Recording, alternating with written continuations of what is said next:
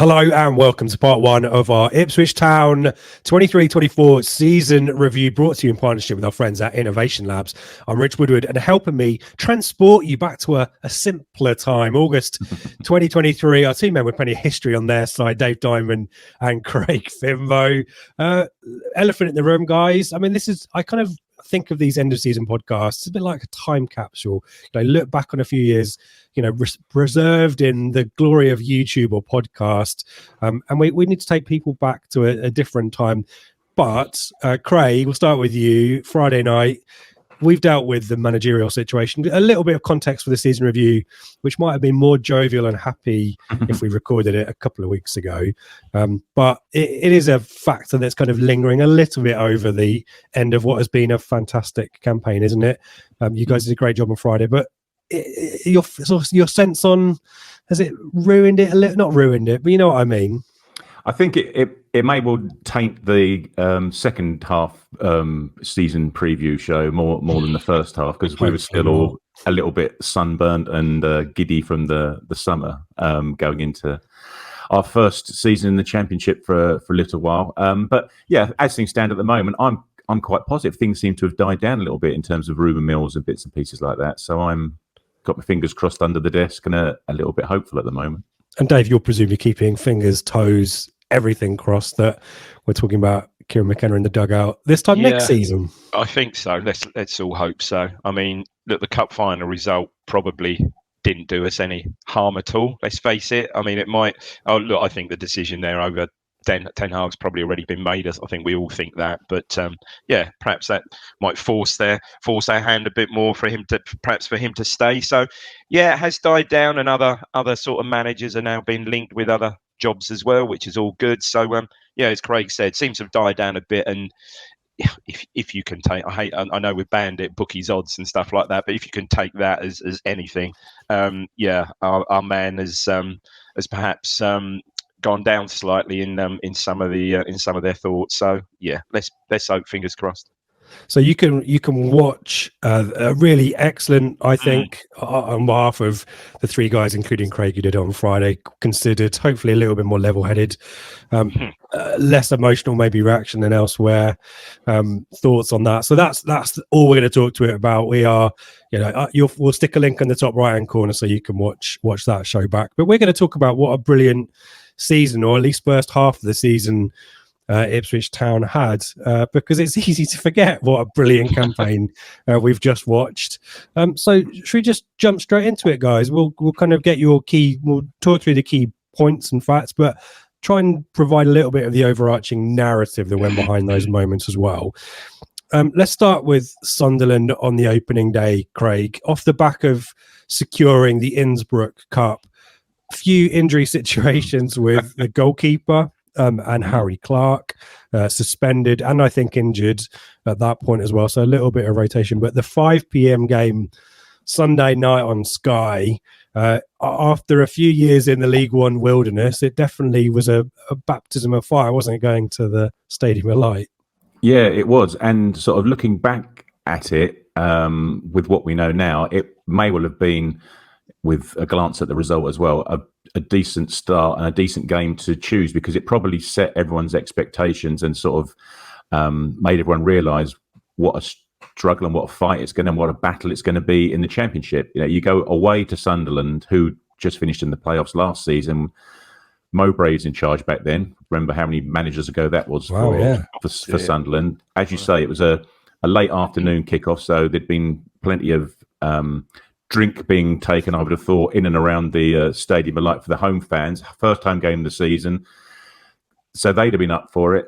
And as I say, the whole narrative was Sunderland are going to push on again this season, and for us to go into that with, as you said, Rich, without a goalkeeper, Plankey's first league start potentially under McKenna, and to come out of that with the result that we did, I think it just showed us two things: that it's going to be a hell of a fight here and it probably sort of settled the fans down as well, thinking this is what it's going to be like now. And obviously, I think the fact the players have come out and said since that this was a horrific game to go into in terms of the situation, the scenario, and the 13 added minutes at the end, but to come out of it with a win, just gave them such a boost at the beginning of the season.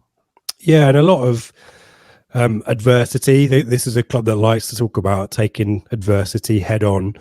But really great start, or it's not a really great start, was it? In terms of taking the lead, I probably much needed maybe a little bit against the run of play. Really fantastic second goal from Hurst to kind of give us some comfort. Chaplin tries to score from halfway, not the first time we'll see that season, and possibly a Hurst penalty shout for that as well. Dan Neil makes it nervy. And then we've got this kind of 13, 14 minutes of added time, Dave. And two things spring to mind looking back at that, not least the consistency of maintaining that. And I guess we have had 6, 7, 8, 9s become maybe more commonplace, but I think they definitely started big and eroded that added time down as the season went on. But to get through those minutes, really important to Craig's point, but also Hladky for the first time coming up trumped in a big moment as well, didn't he, in added time? Yeah, we were under the pump. I mean, we were reasonably comfortable, weren't we, midway through the second half? Then it was a sending off. So obviously they went down to 10, and that really got the crowd going. Then they got the goal back. And then we got very, very deep. We barely got out of our half. If you remember that, those last 13 minutes was horrible, literally like this. It literally was like that, wasn't it? And an absolutely brilliant save from Hladky at the end to preserve the 3 points. I mean, just going back to Hladky, before the game, probably we'd have said, if you had to pick two, who are the two crucial players we can't do without going into this first game? Arguably would have been Morsey and probably Walton. Would have been Walton, without a doubt. So, and what I remember about that game, the first 20 minutes, we were pretty much overrun, but yeah, they were all over us, really, weren't they? They really were on top. Bellingham misses a great chance. Who knows? Small moments, that goes in, different result. But no, we weathered that. You say, got the deflected goal, got a really good goal fairly early in the second half. Brilliant move, lovely finish from Hurst. And yeah, despite some sort of wobbles when they went down to 10, just managed to see it out. But yeah, like I said, we barely got out of our half for that, certainly for the last 13 minutes.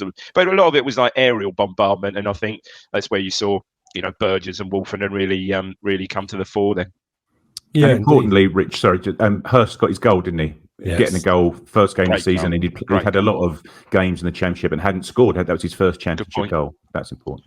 Yeah, really absolutely. Well and a goal and assist for Broadhead as well. More on him as we go, I'm sure.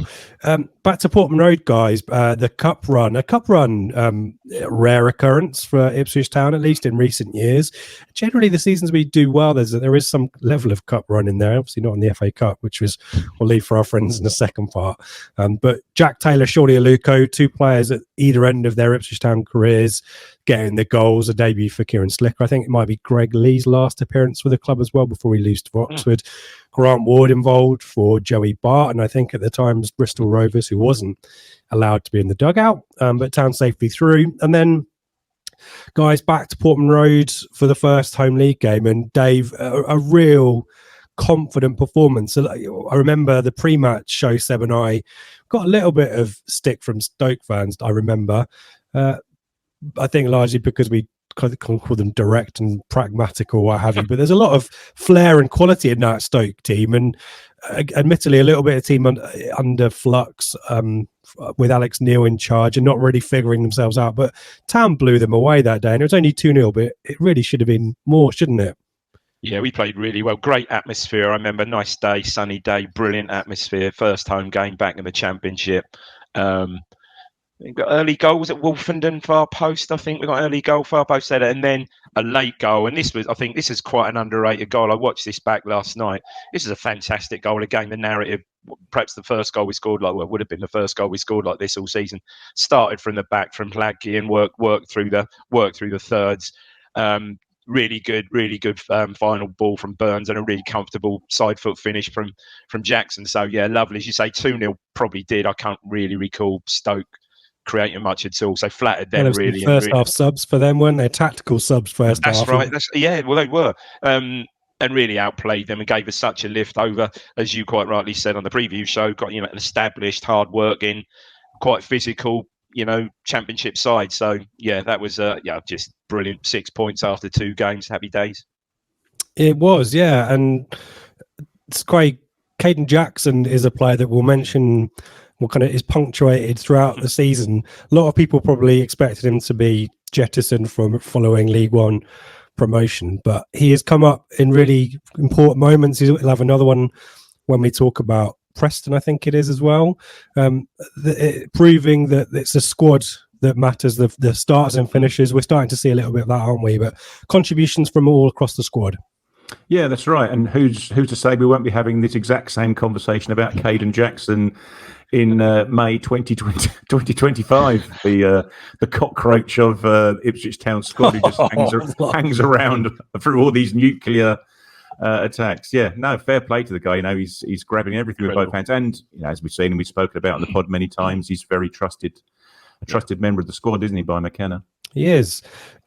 Craig, also moving on to the following weekend away at QPR, the first of these 1-0 wins, these kind of resilient, hard-fought away wins that probably more akin to the Mick McCarthy era maybe than the Kieran McKenna one, because we're under the cosh with quite a bit of this. Elias Chair, is it Sinclair Armstrong as well? Maybe a bit of a threat for the opposition, but Town get the job done at Loftus Road.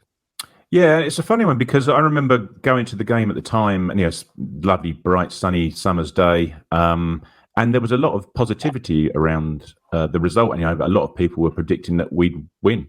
Doesn't matter that it's QPR away. We've, as you say, we've won our last 2 games. We're on a bit of a roll. We've gone probably nearly a couple of dozen games undefeated in the league, etc., rolling on from the season before. And I don't know if QPR had started off particularly well. Ainsworth was in charge back then. We talk about Mowbray being in charge of Sunderland. Carshavine's back to August. Ainsworth was in charge of QPR. But no, as you say, that the match itself sort of didn't follow the plan really, and we were under the pump. And Sinclair Armstrong had a great game against us, just purely through his running and his power.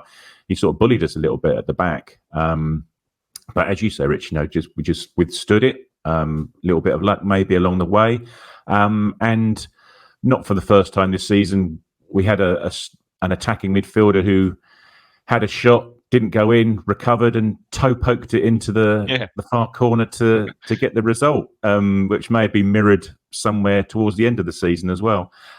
So yeah, it was, as you say, it's just another to be able to play like we did at Stoke at home and show that side of us, and then go away to QPR and in effect grind something out and potentially get something that you may not deserved all 3. It just started to show at that point in the season both sides of the story really. Yeah, and Chaplin off the mark, having been the Golden Boot winner last season as well, the season before. A couple of things to note at this point. Town are the first promoted side to win first 3 games back since Southampton in 2011-12 season. Not sure how that ended up for them, but I think it's pretty good. And a new club record of 21 games unbeaten in all competitions. The league record was 23, very much in sight, Dave. And then along came Leeds United with Ruta, Nonto, Pirro, Sinistera still at that point, and it was kind of a case of the haves versus the have-nots really in that one, wasn't it? Yeah, it was. We started well again. I think was it an own goal? Was it a Rodon own goal? Sort of again fairly early on, and then they had like I want to say maybe 10, 15 minute spell where they, every time they went forward, they looked like scoring. I think it was what you say is a good goal by Ruter, but some fairly powder puff defending where he sort of, waltzed past 2 or 3 people on the edge of the box. And every time they went forward, they just looked like, and then you'd sort of looking through. I think that was the last game that Sinistera played before he moved to Bournemouth, I think, as well. Bloody hell. I think Somerville, I'm not sure, did he come on even? I think he was on the bench, I believe. Possibly. Oh, yeah, not sure. I mean, it's just ridiculous. But Nonto had been frozen out, had been trying to agitate for a move. Just and he's kind of brought back in the fold. Well, here he comes and scores straight away as well. And Pirro just signed from Swansea for a good chunky fee as well. And they did blow us away, as you say. But then we've come back into it through Broadhead. Really great goal from Sinistera, probably one of the better ones. We will talk a couple of goals in this half that were pretty good from the opposition. But Dave, I think to finish with Chaplin getting his second and 2, good goal too. Just if it's probably the weirdest sense of satisfaction with a performance despite losing that I've ever encountered at Portman Road. I think you're right, Rich, because I think you hit on it quite right. You look at the front four, and then Somerville, who wasn't playing or certainly didn't start, you look at that and think, hang on, we can compete. Okay, for a 10-minute spell, 15-minute spell, yeah, okay, we perhaps were a bit naive and got overrun, but then look at their front four that they had out. And I think, the closeness to the result, and we won the second half, if you want to look at it that way, 2-1, didn't we? We can actually compete with these guys. That was the sort of narrative, I suppose, over the season. And great game, bit like a bloody basketball game, fantastic game. And we can go on as we'll go on in the next few weeks. For the neutral, going to watch games at Portman Road was just ridiculous, wasn't it? Absolutely ridiculous. Goal-tastic. Just mad, really. So, I think you're right. That second half and how we finished the game. Weirdly, you walked out thinking, that wasn't all that bad. Tighten up a bit defensively. I think we'll be okay. We'll find out whether we tightened up defensively in a bit. Craig, do you remember making the trip to Reading? Did you make the trip to Reading on the midweek to keep this cup run alive? I remembered it, but I needed to look it up to remind myself that I remembered it. It's not in your top 10 of the season, is it? It might not be in your top 50 of the season. I don't know. Just remind me, what was the name of the Reading goal scorer? Yeah. Oh, blimey. Yeah. Nicky Shorey, was it? It was somewhere something. I don't know. Yeah. Not Esther Ranson. There you go. Something like Esther Ranson. He's the one that bullied. He had a ridiculous name. He's the one that bullied Edmondson off the ball. Yeah. But they had a ridiculously young team out Reading that day. I remember that was like almost a team of kids that were playing against us, and it wasn't a great game. And a lot of the action from memory seemed to happen at the other end of the pitch from where we are, including the penalty shootout, which I'd also forgotten about. And Lee Evans was captain. Taylor, I think, played. Humphreys may have played in one of the attacking midfield roles that night, and maybe on the left-hand side. But he scored. Yeah, he did. Yeah, he chested it in, didn't it, the back post. And Ladapo scored as well. But getting through to extra time, and then some of the most horrific penalties you'd see from Reading, they were slamming them into an empty stand behind the goal rather than the net for some reason. Yeah. When you start winning penalty shootouts, something's starting to click, I think. I can see the name written down. I've done a little. I'm going to go for Hibati Oman. Yes, that's the apologies if he's watching. I know he does love Ipswich Town podcasts, so prefer Esther Ranson, mate. Esther Ranson's far better. Never mind. Let's move on quickly, swiftly. That's the end of August, chaps. We are at our lowest league position of this. I think of the entire season, we are sixth. Can you believe it? Really? As low as sixth after that. McKenna out. Wow. And the August window ends with Brandon Williams has signed a kind of a week before the end of the window. Dane Scarlett comes in on loan as well. And there's also eventually in September, after a lot of social media hand-wringing, Axel Tuanzebe finally signs on a freebie as well. But going into Cardiff, guys, in September, proof that not only does this team have goals in it, it has bounce back ability, Dave, going 2-0 down to goals from Ramsey and Rolls. Broadhead with a smasher sets us on our way, doesn't he? What I remember about that game was Aaron Ramsey's display. His first half was just absolutely cut above. He's just receiving the ball, just always had time, scored a lovely goal, didn't it? And then, I think we were it was fairly okay. We were 1-0 down. I remember about this game, sort of fairly even Steve. And then out of the blue, I think Rule sort of passed one in the far corner, 2-0. Probably 55th minute, maybe even more than that. Then I think it was perhaps the first time I believe in that game we saw the mass 60 minutes substitutions, I believe, in that game. I got it wrong, but I'm pretty sure we did. And Broadhead again, some of the goals at Portman Road just absolutely smashes one in, doesn't he, from the edge of the box. And again, set the tone. He said bounce back ability. I think that certainly got our tails up. You could see Cardiff then suddenly withdrawing. I think they made a couple of strange substitutions. Mite they took off, who was brilliant up front, not really a goal threat, but was holding on to everything. Big strong guy holding on to everything, and I'm pretty sure it was him they took off. And I remember saying to my lad, I said, this could really affect them taking him off, because he was just their outball.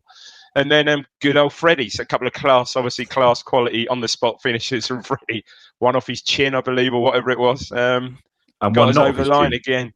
Yeah, and again, you think, bloody hell, this team, seemingly at 2-0, we were gone in that game. We really were, I think. You could see the players, even the players' heads started to drop. But like I said, the mass substitutions and, as you say, just the character of the team shone through. Yeah, again. Yeah. Well, what happened? Sorry, Rich. What happened early in that second half was Hurst went off. He limped off injured, didn't he? Yes, he did. What was it? Ladapo came on. Yeah, so Ladapo come on, and then we went 2-0 down. And you thought, as you rightly say, Dave, you thought, Christ, everything's going against us now. Not only we lost our most important striker, now we're 2-0 down. We're going to do what to get anything out of this match, and lo and behold, we did. I think pretty soon. Sorry, I think pretty soon after that, Broadhead scored quite soon, didn't he? Absolute thunder bastard, wasn't it? And that's good one from the edge. Yeah, Hurst had been in and out of the team with a little abductor, is it? Injury. So yeah, he is rushed back and can't make it. But Ladapo comes on rather than recent signing Scarlett. We have an international break. A welcome return for the international breaks or not, depending on your point of view. And then after Sheffield Wednesday, chaps, another one of these 1-0 resolute victories. But probably, guys, this should have been more, shouldn't it, than the one? It feels like, Sheffield Wednesday really poor starts this season. A lot of off-field bad choices, not great recruitment, an aging squad. And Town really probably should have put them to the sword, but nevertheless got the job done. And it's Davis to Chaplin, isn't it, that does the job? Exactly that. It's the patterns that we've seen so often before, and it's starting to show that, albeit they're a team that were with us in League One the previous year, that, as Dave was saying about the goal, I think the Stoke game started with Hladky to left back to right wing to cross to Jackson. This is one we've seen before where the ball's played down the wing to Davis, who doesn't even need to get his head up. He just sticks it around somewhere near the penalty spot, and he's got a fair idea who'll be running onto it. But as you say, Rich, it was one of our more comfortable recent visits to Hillsborough. Yes, 3 away wins out of 3 by this point as well. So yeah, things are starting to roll, aren't we? I think we'd gone we hadn't lost away from home for a long time at that point. Correct. And the 1-0 wins on the road continue midweek at Southampton. Talk to us about that one as well, Craig, because a certain loanee announces himself on the scene, doesn't he? Yeah, that's right. It's his first league debut, I think, full league debut. Certainly was with Hutchinson, and that was the game. And people remember when Davis didn't play either. He went off, limped off, I think, in the Sheffield Wednesday game, and as a result, Clark and Williams were our fullbacks in that game. And Clark, midway through the second half, had to go over to left back because Williams had gone off because he obviously wasn't entirely match fit. So that was the game where Clark did a decent chunk of work as well. And it's also the point you say about Hutchinson, and we all know what Hutchinson was like when he joined. He's a little bit raw, wet behind the ears, however you want to describe it, and a bit of an academy player, would sit on his bum with his arms in the air wanting the foul. But this was just maybe the first glimpse of the tracking back that they were obviously trying to drill into him.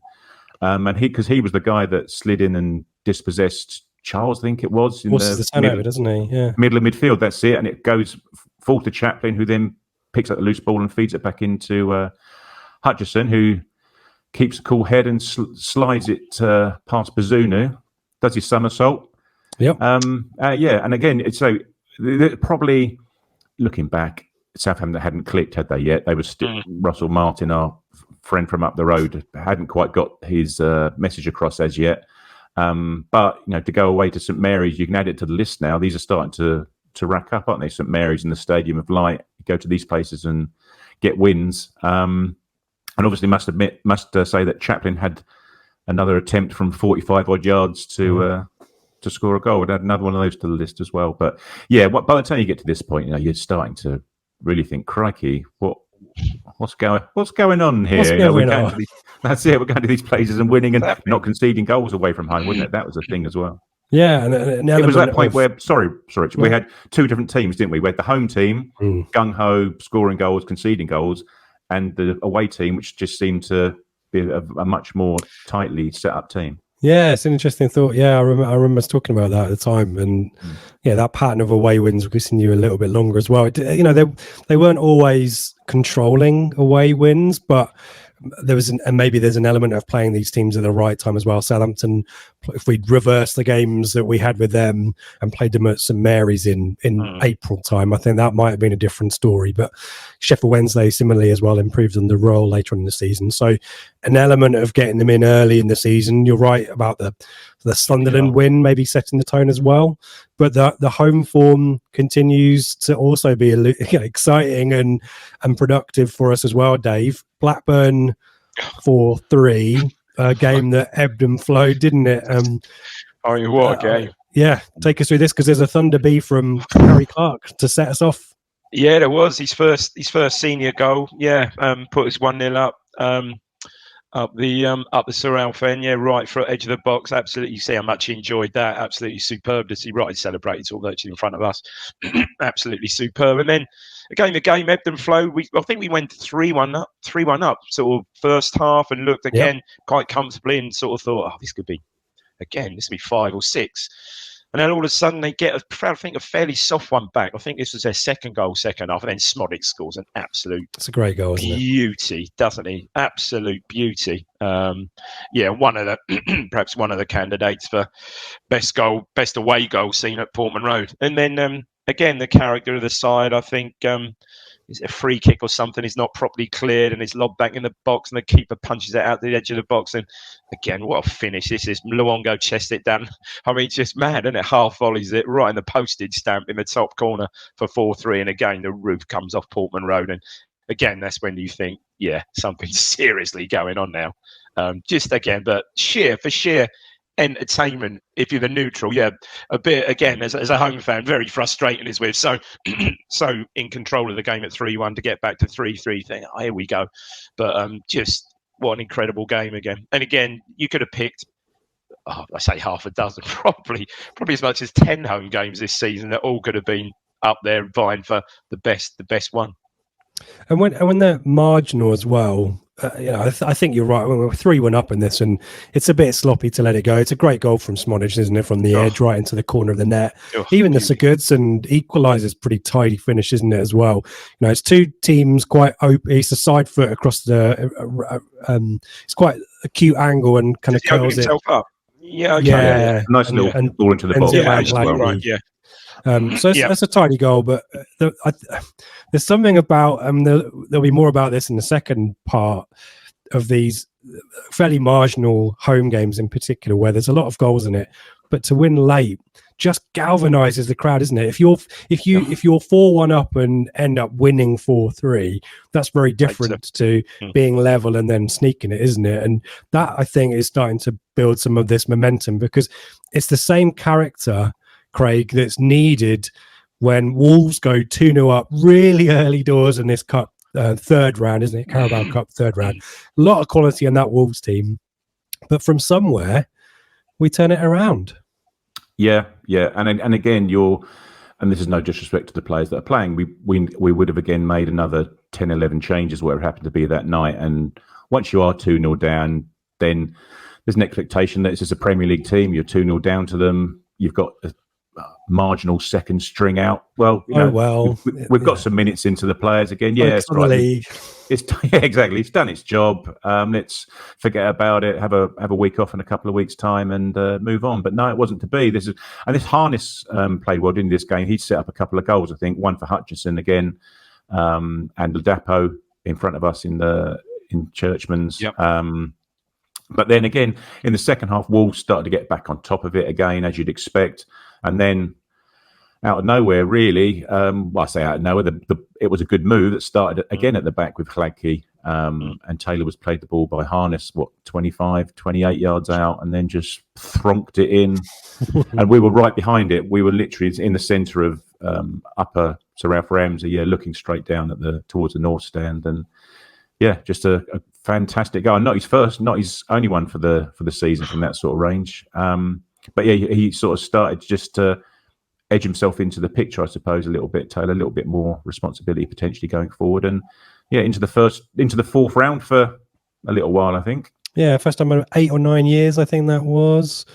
And again, I think shout out to an interview we did with Simon Milton, maybe summer before last. We asked him about the 91 night, that the brilliant 91-92 promotion team, Craig, and asked him whether the FA Cup run was a nice distraction or a little bit of a, could have done without it. And he was sort of saying, well, knowing what the target is, and at this point we are second in the league, guys. We're kind of bouncing around with Leicester top of the league. Whether we are talking about a promotion charge or what a great, either way, it's been a great start to the season. But when you beat a team from the division above in the FA Cup, or in Simon Milton's case, you take them to a replay and take them really close, it not only builds confidence because it's momentum, but it also confirms that the level that you're aiming for is attainable as well, isn't it? So do you want to talk to us briefly, Craig, about the cup momentum, whether it meant anything from your perspective or not? Well, I think it doesn't help just winning games of football, does it? And as you're saying about the crowd in the Blackburn game, just having that impetus to take us through to the next game, it's another one of those, wasn't it? That the crowd were, and if you're coming back from 2-0 down, it starts forming a bit of muscle memory, doesn't it? That if in the games to come, you're 1-0 down or 2-0 down, nobody's going to panic here because you've seen it happen before where you've come back from it. And if you're seeing it happen before coming back from it against the Premier League team, then there's no reason to suspect you can't do it when you're 2-0 down further down the line against teams in the Championship. So I think probably from a player's perspective and from a fan's perspective, because there would probably have been, I don't know, looking at the attendance, 28,000 people there for this second string match on a Tuesday night, where it happened to be. Again, it just feeds into everyone's psyche that this team don't give up, so you might as well stick with them until the 103rd minute, whatever it happens to be, because there's a fair chance they might come back. Yeah, indeed. And the bounce back ability, Dave, is needed in somewhat different circumstances at Huddersfield. A pretty lousy day weather-wise. Darren Moore, first home game in charge. Another one of these managerial merry-go-round situations that Craig has referred to. Lee Evans comes in for Sam Morsey and skippers the team. There's a really, what I think for me is a blatant penalty shout on Amari Hutchinson, which is waved away. Yeah. But Town need to dig in and get a point, don't they, with a late goal again. Yeah, it's a strange game, that one. I was at that one. We didn't really create that much. Certainly missed, no disrespect to Lee Evans, certainly missed Morsey as perhaps the narrative just a couple of games around Christmas will pan out as well. But yeah, it was a kind of weird game, and sort of second half fairly even. Steven, I think they get quite a good goal that goes in Laggy's near post, isn't it? Good hit by the lad, and it's dragging on. You think, oh, this is it. I think Clark. I think he swaps Williams with Clark at half time, doesn't he? I can't remember whether that was tactical or Clark again suffering with his injury a bit. I saw, but Thomas was having quite a good game against Clark, I believe. And then, when we need it, up pops unlikely in the unlikeliest of positions. Brandon Thomas with a really great header. I've got to say, sort of diving header. Really, really brave, really throws himself, propels himself forward and sort of buries it in the roof of the net on about, must be about 85, something like that. And again, shows our character. But again, that was a game that wasn't really, I wouldn't say we certainly missed Morsey, as we know, driving from midfield from memory that game. And a game that, obviously 1-0 down could have gone either way. So probably a point actually was a well-earned point at the end of the day. But not our greatest performance that day. And to confirm, it wasn't a one-game loan spell for Brandon Thomas Asante, folks. It was Brandon Williams who scored the goal. Did I say? You said Brandon Thomas. Brandon Flowers, you said, mate. I say Brandon Thomas. My Flowers pop. Yeah, all good. Brandon all good. Williams. McKenna is crowned manager of the month for September, chaps. And no such thing as a managerial curse. We don't care about those kind of silly hoodoos because we're going to absolutely bosh Hull 3-0 on the following Tuesday. Goals from Burns, really thronking finish from Burns, a lovely goal from Chaplin, and a really great performance from Marcus Arnott, which is capped with a goal in the second half as well. Wider things to think about. Christian Walton returns to the bench. There's a little bit of debate about some of the goals we've conceded of late and whether Walton should come in, but Hladky is given the nod, and spoiler alert, is going to continue there for the rest of the season. But Dave, up there with one of our best performances of the season, isn't this? I think so. Certainly in the certainly the first half of the season, absolutely superb. But you mentioned the 2 goals. I mean, the Burns goal was just a great finish, great move. I think it's a dummy from Chaplin. I seem to remember again from a crossfield ball from Davis. But the Chaplin goal, I mean, I know, again, we will cover a goal in a minute that ultimately was the goal of the season. But the Chaplin goal was up there as well. Absolutely sort of fairly flowing, superb move again, right from the back. I think got a little bit lucky on halfway with Harness, but eventually the ball. Little deflection, wasn't it? Yeah, or double bubble, isn't he? Yeah, yeah, it is. Completely ruined it for me, that deflection. Yeah, no, you are right. Except from aesthetics point of view, it's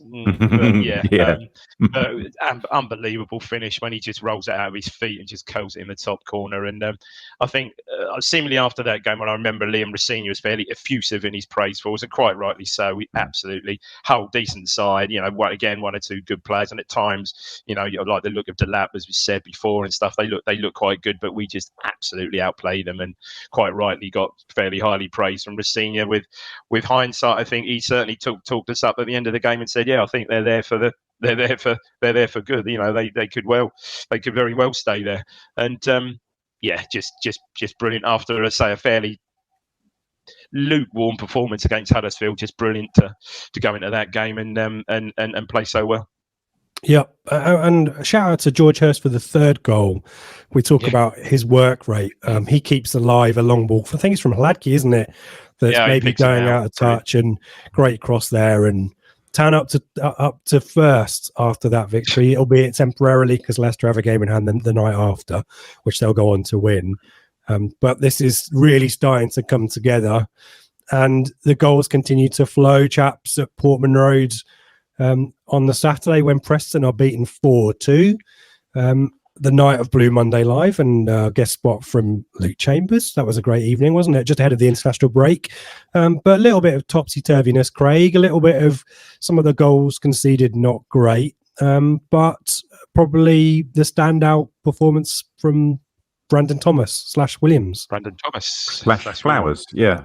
Yeah, that's right. Yeah, this is when he sort of had his moment in the sun in terms of the crowd darling role, clattering into their player, and predominantly for the goal, nicking it on the halfway line and then just running in a straight line until such time as he got into the area and slung it into the far post.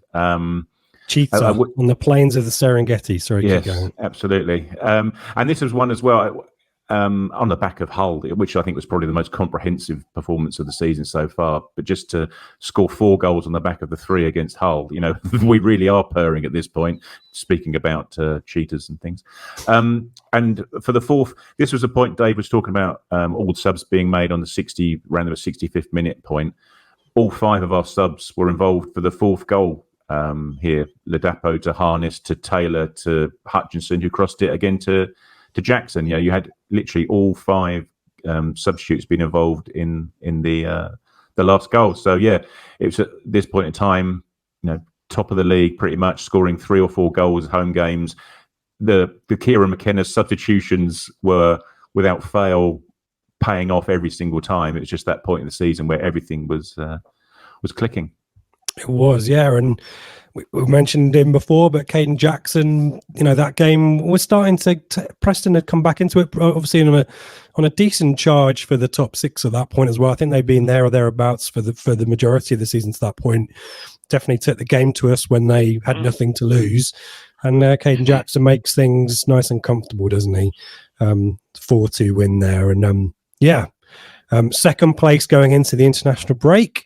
And an opportunity for us to have a break and hear from our partners at Innovation Labs. Innovation Labs, providing co-working and innovation hubs across East Anglia. We're the perfect place for remote workers, freelancers, startups or innovators to do business. Our unique member network creates extensive business development and collaboration opportunities. Hot desks are available from £20 a day or £99 per month, with business coaching also available from £50. Innovation Labs, turning your ideas into multi-million-pound businesses. Located in Stowmarket, Ipswich, Sudbury, with new sites in Thetford, Norwich and Kuala Lumpur opening soon. The end of the international break is extended, really, after disappointing late postponement away at Rotherham.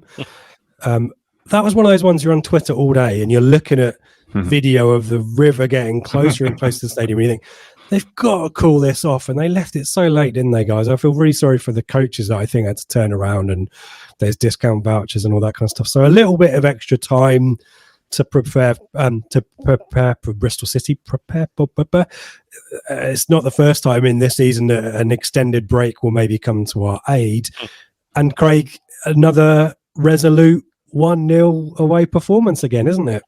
Yeah, absolutely. And it's but it's another one of those grounds that we've gone to in the past and not got anything from, isn't it? You can add it to the list that we've been through already: Stadium of Light, Hillsborough, Loftus Road, St Mary's, etc. And it's just, as you say, another one to add to that list. And this is where Broadhead had the shot from distance. It was pretty weak from the goalkeeper from memory. Again, it was at the other end of the pitch from us, but it went under him. But again, we weren't really under any sort of pressure, certainly not for the first 80 minutes or so of the match. Don't get me wrong, we weren't battering down the door and looking to score another 4 goals like we had done the previous match. But it was another pretty much controlled, under control performance.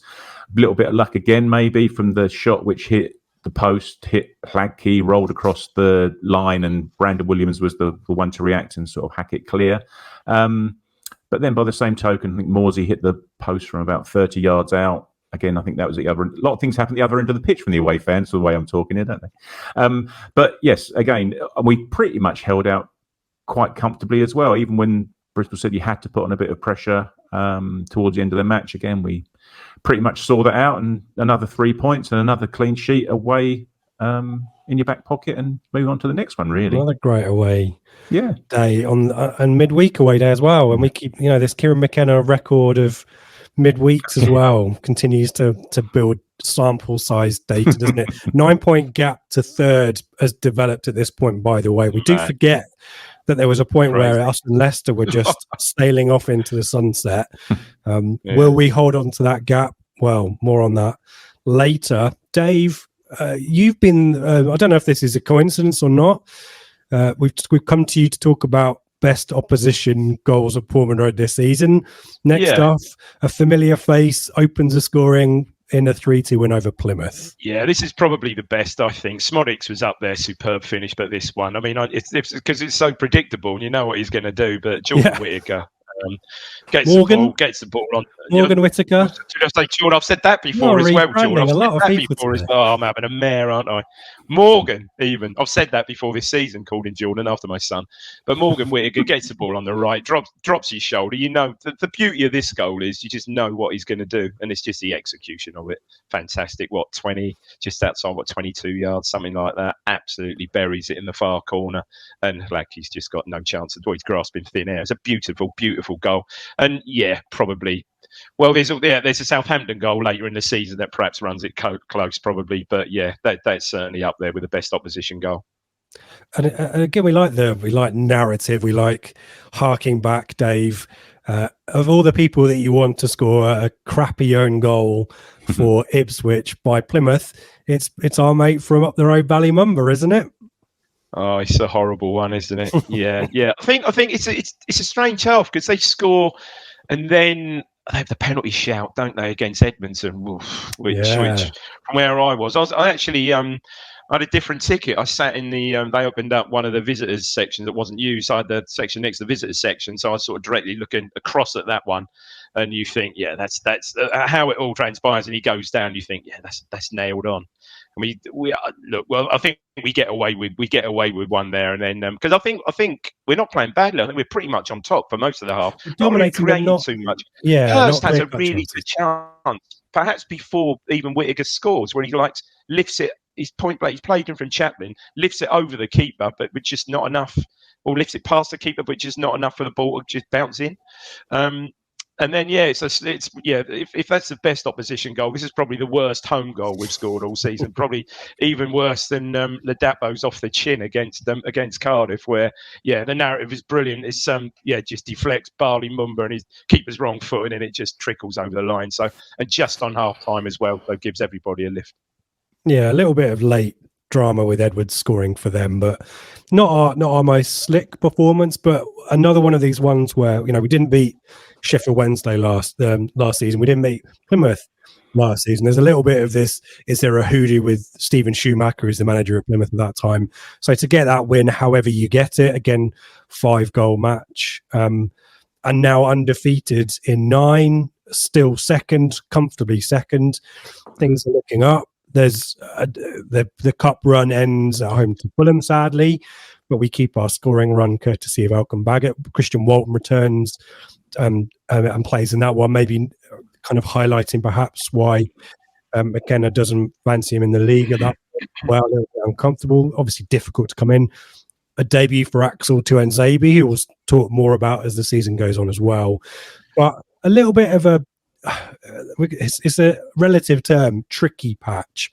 But we are going to go into a run of 2 draws on the road, 2 draws as well, against teams that at that point of the season we should be looking to beat. And the first is Birmingham, where Wayne Rooney's Birmingham, who just can't click into gear, show up against us. They've shown up for no one else. But here come Ipswich, and it's a 2-0 scoreline that they have at about 60 minutes. And Stansfield, who we've been linked perpetually with all summer, does the damage. And then a really unfortunate goal for own goal by Cameron Burgess. But Craig, we talk about the impact of subs so far. Probably one of the best second half cameo appearances by any player this season is Marcus Harness, who limped in the away end, doesn't he, on the 89th minute?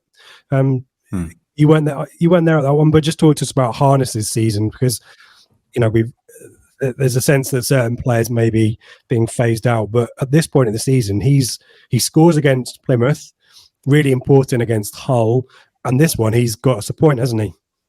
Yeah, absolutely. And also, just a quick mention for another sub that day was Scarlett.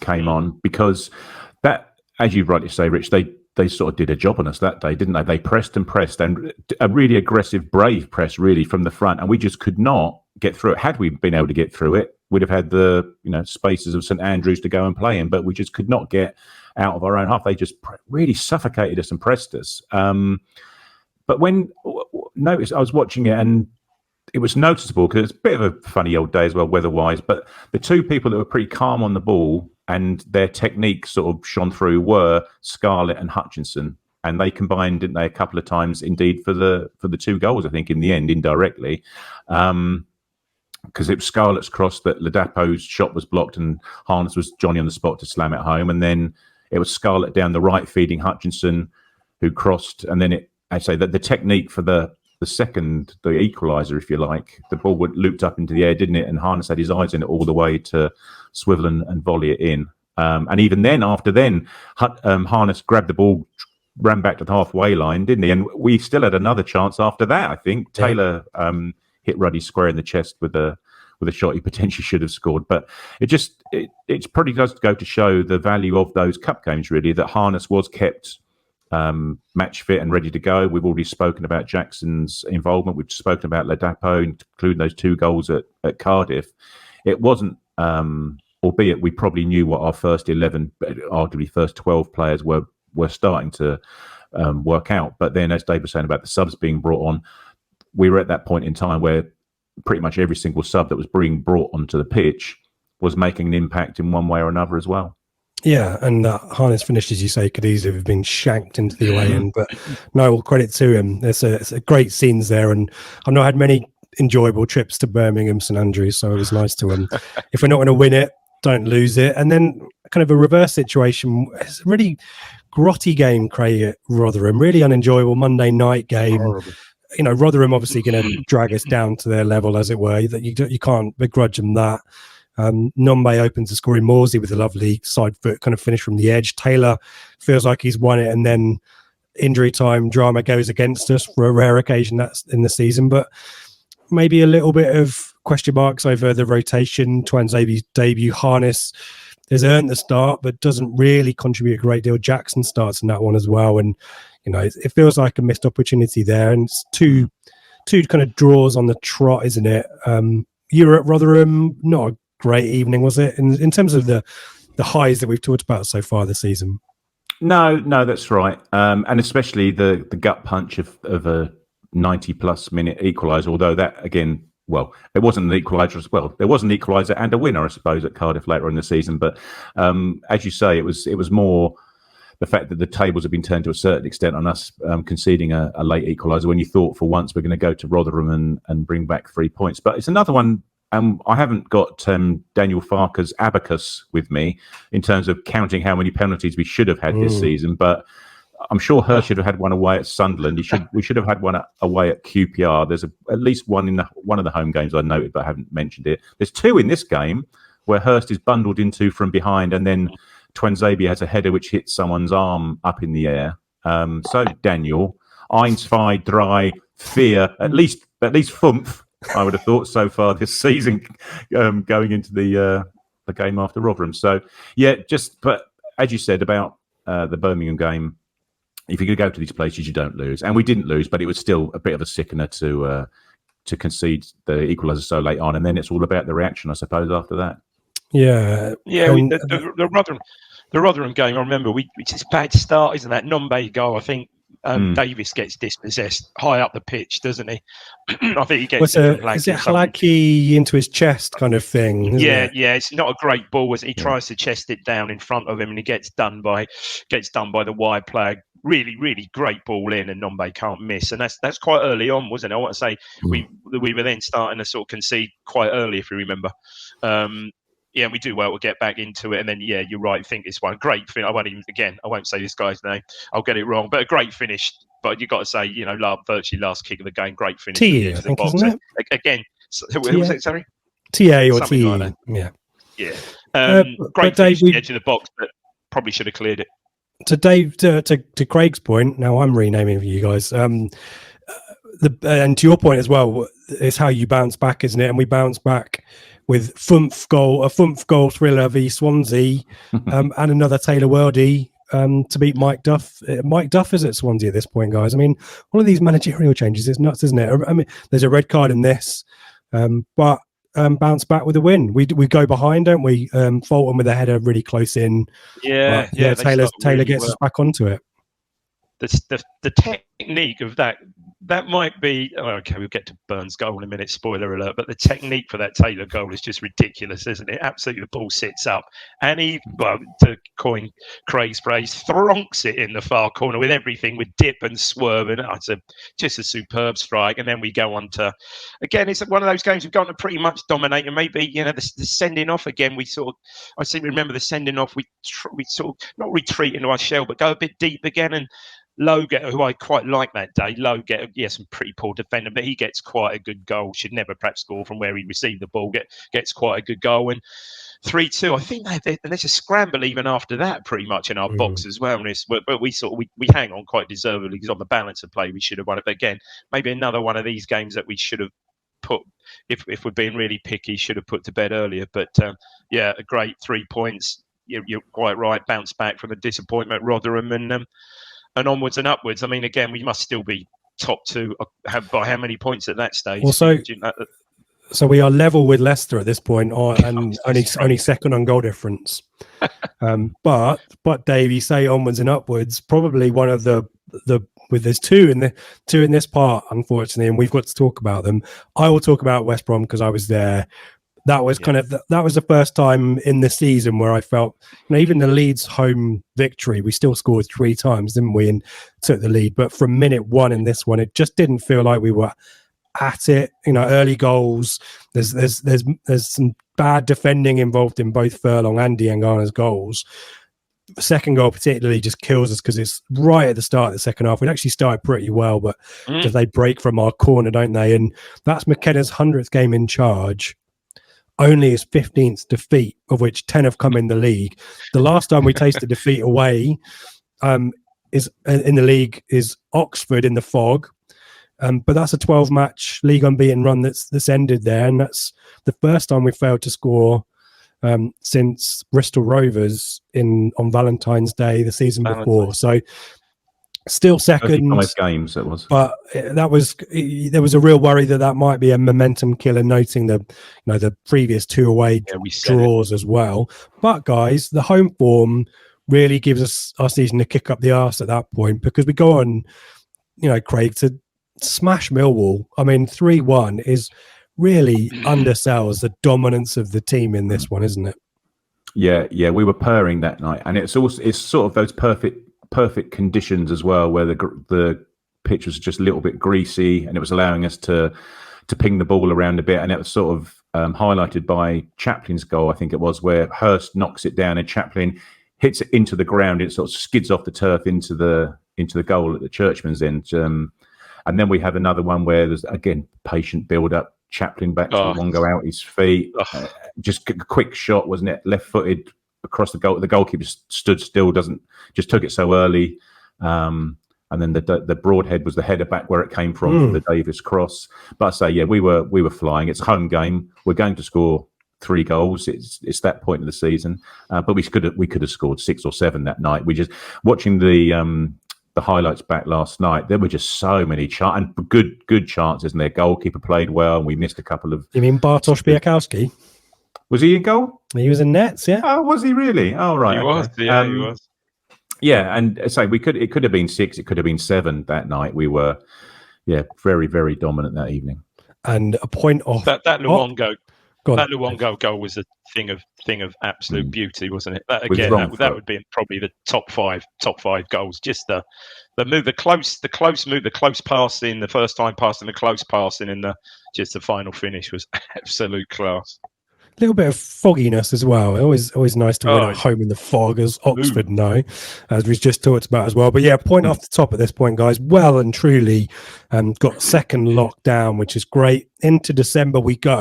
And I think at the start of the season, or as the season had been building, we had looked at December as the point where the tricky fixtures are going to start to mount up. And Coventry at this point, Dave, it feels still like they're bedding in these new players, a bit of an exodus, unsurprisingly, after defeating the Championship playoff final last season.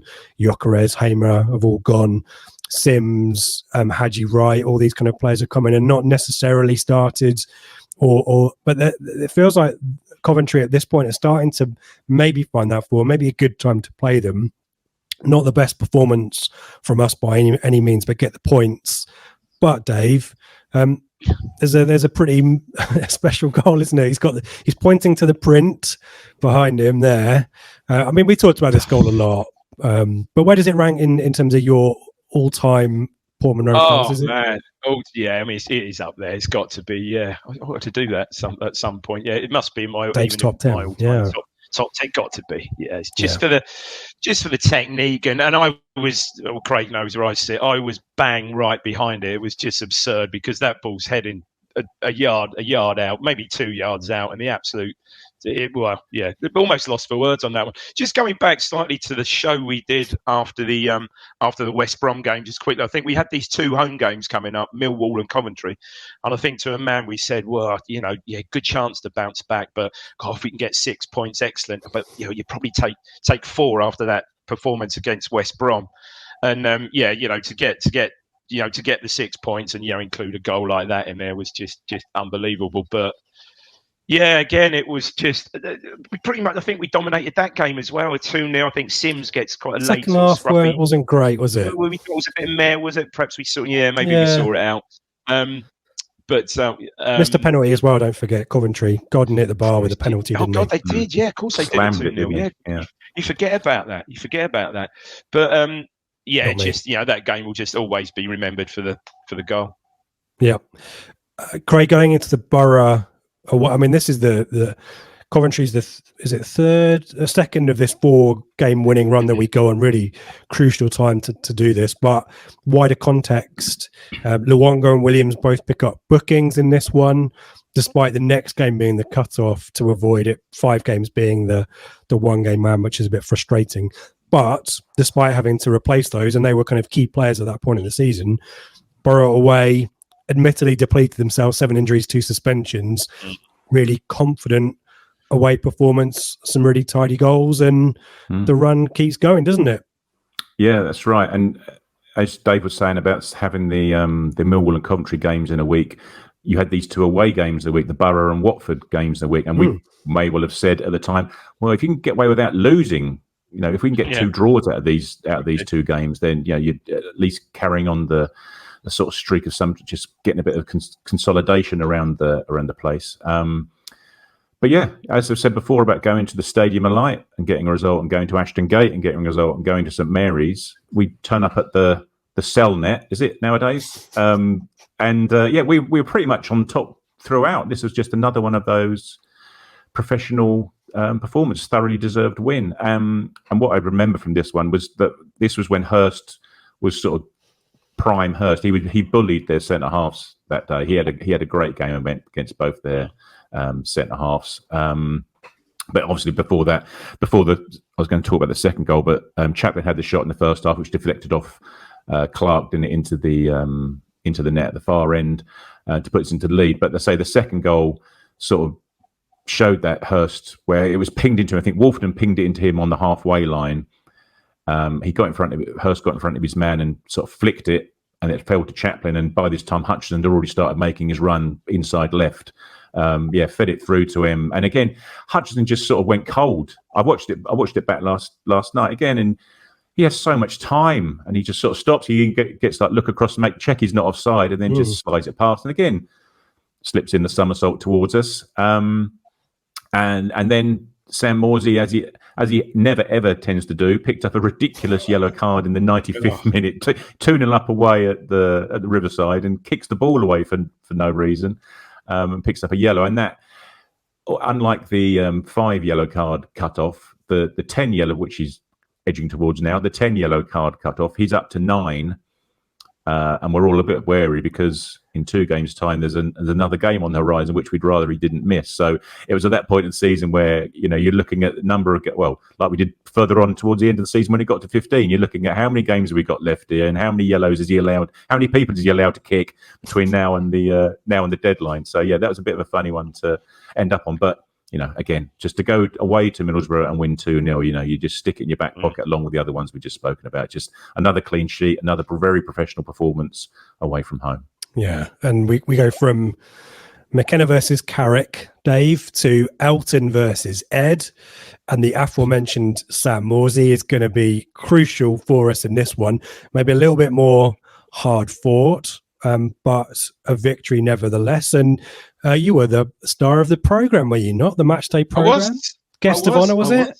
I was indeed. In the Hornet. I think it's called the Hornet, perhaps. But yes, again, sort of strange game. We got caught. Perhaps for the first time this season, playing out from the back quite early on. The ball breaks and we go 1-0 down early on.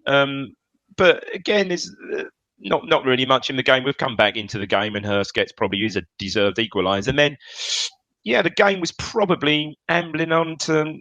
They had I remember them having a couple of chances. We had a couple of half chances, I think. Really ambling along. You think, take a point. This would be a good point. At Watford away, pretty good point. And then, sort of similar to us, centre back tries to play it out from the back, gets caught. And Morsey, I mean, what he's doing there, Christ only knows. He's the furthest forward player. Gets control of the ball and slips it past the keeper. 85 minutes, and you think, here we go. Celebrate perfect. I was on the Richard Chaplow again, all over, isn't it? 1,000 gifs were born. Yeah, absolutely Chaplow-esque. And yeah, absolutely superb. And again, I think the narrative there is we go top for 24 hours again, don't we? I believe that night. I think possibly. I haven't got it written down, but yeah. Potentially, I think we do. I just remember that one. Sorry, Dave, going back, walking after the game, walking back to the car in the car park, everyone was singing. The car park was obviously full of Ipswich fans, a multi-story car park. It was fun. You could just hear the various songs just echoing around this car park at like 10:30 at night sort of thing. And I think Joe mentioned it when you did your awards and matches of the season and stuff like that. This was one of the ones where he thought, me too. Things are starting to fall into place here a little bit. Now you could sort of, without people saying it, you could just sort of see there was an underlying thing that was happening. I say just the atmosphere, walking out the ground, and everyone getting in the cars and stuff like that, singing and hollering was great. And to your point, Craig, Morsey avoids the booking, the 10th booking ahead of the East Anglian derby, and I guess in the second part maybe the guys will talk about if you're going to get promoted, but you have to face up to not beating Norwich and maybe losing in embarrassing fashion in the FA Cup. You probably take it. But if that point having gone on the back of a 4-game winning run, Norwich starting to regroup a little bit under Wagner, having been crap for most of the season, and kind of a sliding doors moment, that Blackburn defeat on Sky, where you kind of felt inevitable that Wagner was going to be sacked. He isn't. And actually Norwich starting to build a little bit of resilience. And maybe, if anything, this result for them kicks their season into a gear that will get them eventually a 6th spot. There's a lot of panto around this game, or there's a lot of extra stuff around it that I just don't think is necessarily helpful. Obviously, we talked about the bus greeting at the time, and there's the Delia beer bottle situation as well. But it just kind of feels like sometimes, I remember when they beat us 5-1 at Portman Road, and there's tribal drums in the street that I think Clegg sorted out. And sometimes I think you just need to focus on the job at hand. And I think we're the better team in this game. But it's a sign of things to come under Norwich in the game at Carrow Road that they really shut the game down. Really fortunate goals in here for Johnny Rowe. But Craig, or I'll come to Dave on this one, the narrative, I guess, from an away support perspective is we just can't beat these bastards, can we?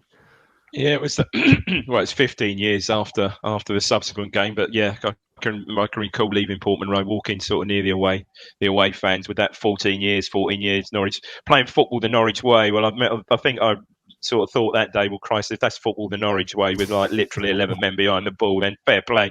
But yeah, we miss chances, don't we? Before Broadhead scored, Broadhead should have missed. What a lovely goal that would have been, by the way, where he drops his shoulder, leaves like 2 defenders for dead. And you think, from where I am and certainly where Craig sits, you think, oh, he's tucked that in the corner, and oh man, he's gone wide. And we miss chances, and we kind of pay for that. I know we go 1-0 up.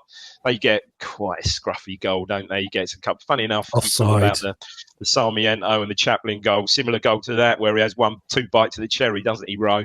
And then a really crappy second goal, again, right in front of us, horrible goal from the throw, which he sort of hits, and probably an marginal offside there, but horrible. And we bounce back, good from Burns, but then that's when they really shut the game down. Fair play to them tactically. They shut the game down pretty well after that, didn't they? But yeah, it was just a narrative. It felt like defeat, didn't it, that game? Yeah, and first home draw since Sheffield Wednesday 2-2 in February, I think it was. Yeah. And it's really sad. If I'd figured this out a bit better, guys, I wouldn't have ended on a draw to Norwich and a 4-0 defeat to Leeds. Because it is weird, because up to this point, what a stunning first half of the season, right? And we kind of we remarked about this tricky run of games, Norwich, Leeds, then Leicester that comes off up after that. I guess no one wants to lose 4-0 to Leeds, and in the context of the season, when the guys get to May, it won't matter. But it's still, at this point, it's feeling a little bit squeaky bum, isn't it? Because we've been so good.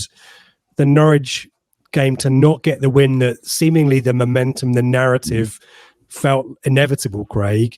And then we just don't turn up at Leeds, do we? No, absolutely. No, you bookended this well. This shit sandwich. Well, I'll talk about the league table to sign out. Yeah. Yeah, absolutely. No, you're right. It's as our friends from up the road found out later in the season, if you turn up to Ellen Road and Leeds fancy it, and you're not quite on your game, then yeah, you could be in for a bit of a long afternoon. And poor old Leaf, on his return to Ellen Road, didn't have his best of games, did he? I don't think there's many complaints. Daniel didn't have many complaints about the penalty given in this game, I don't think, for his benefit. And then the own goal as well. 3-0 at half-time. And I remember Dave saying in the post-match, in the Flagship Show, this could have been 6, 7, 8 goals if we weren't careful at one point. And it was the first time McKenna had been beaten by more than 2 goals, let alone by 4 goals. And so it's just one of those games where you just get the hell out of there when you can, because they were just... You remember watching, even Morsey was getting overrun by their midfield as well. I know it may have been a numbers thing that he had 2 on him at all times, but he couldn't get a grip on things, and he was lucky maybe to get away with a red card or a yellow card, wasn't he? Right in the centre circle, he was trying to drag people back and stuff, and that wasn't happening. It's just one of those days. I say just unfortunate on the back of the frustration of the Norwich game that we couldn't put together. But again, it's about how you react to these things, because these one-off performances against teams with such a lot of attacking quality in their teams, it's going to happen every now and again that they're going to click and they're going to kick your backside, unfortunately. Yeah, and despite that, league table is just staggering to look at as an Ipswich Town fan. Leicester top at that point. They're on a pretty fearsome run, 58 points. Ipswich second, 52 points. But even though Leeds have beaten us, they are 7 points behind us. And I remember the narrative from Leeds fans chipping in the chat, in our videos, posting YouTube comments. That game on the 23rd of December will be the one where we overtake you. Even then, they're still 7 points behind us, guys. And the goal difference is swung in their favour as a result of that win. But Town second, Dave, second at Christmas. You could have never, when we were talking about that Sunderland win, you'd have been, beyond our wildest dreams to think that regardless of how the year ends, that we'd be second. I think to a man, pretty much. I think we'd all admit on the pod to a man at the start of the season, we'd have thought, do you know what? Top 10, push into the playoffs, consolidate, first season back in the Championship, then who knows, maybe have a run at it season after. I think we'd have all accepted that. I honestly think we'd have all accepted that. So it was just, you're almost in dreamland, aren't you? Just incredible. That Leeds game notwithstanding, where I think that perhaps tactically for once, well, I know we weren't quite at it on the day, but perhaps tactically for once, perhaps there was a call for a change of formation there. Perhaps I don't know. Maybe even that wouldn't have made any difference at all. But that even to that point, it didn't even really, because as you quite rightly said, Rich, we're still 7 points ahead of them in second. So that did really, poor performance to end the year, but that really didn't take much gloss of it at all. Or to end our review anyway. Yeah, to end our review. Indeed, yeah. Yeah. So I don't think it really took too much gloss off, and just a fantastic, as it's turning out, fantastic first half of the season. Craig, I've never seen Leeds' final 2 goals. I decided to wrap Christmas presents instead. So I don't really care about this defeat, and that will be correct in the second half of our season review. But sometimes you've got to look at the preceding 22 matches to take the story, and we really, at this point, it was, you just wrote this one off, didn't we? Leicester came up next, and the spoiler alert, there's a positive outcome in that one, albeit not a victory, but nevertheless a good performance and a point.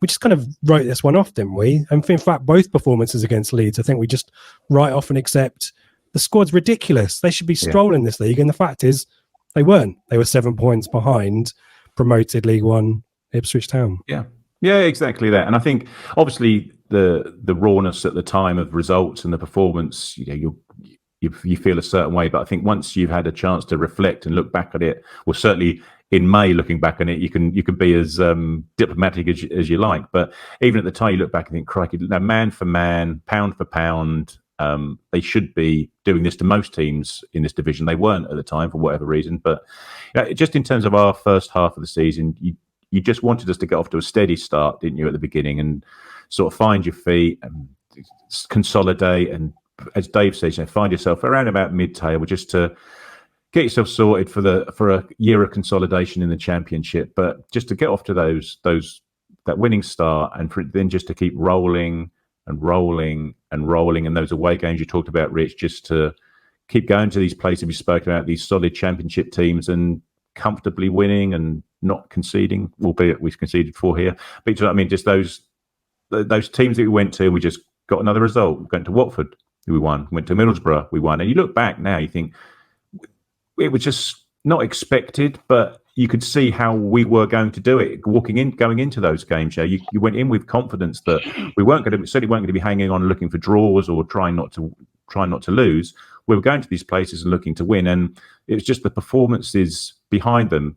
Data's about maybe a tactical tweak at Leeds was our downfall, but in most of these games we had so much control in them, and people were now starting to think at this point in the season, I'd say about the Watford game being a bit of a realisation for some people that, if we carry on doing in the second half what we've managed to do in the first, then there's a fair chance we might keep this thing rolling on. Yeah, we've given It was ourselves just, it was, you're right. Sorry, it was the momentum, wasn't it? The momentum was building. Yeah, and points on the board, 52 points at this point at the halfway stage, chaps. On for 104 point finish or thereabouts. Guys, thank you so much for your recollections of a really fantastic start to the season. The guys will be back in a week's time. Who knows where we'll be in a week's time on the podcast. If something's happened, we'll be there for it. But hopefully, nice quiet week. And we'll be back to talk about an exciting part 2. Have a great week. Thanks for sticking with us, and we'll see you soon.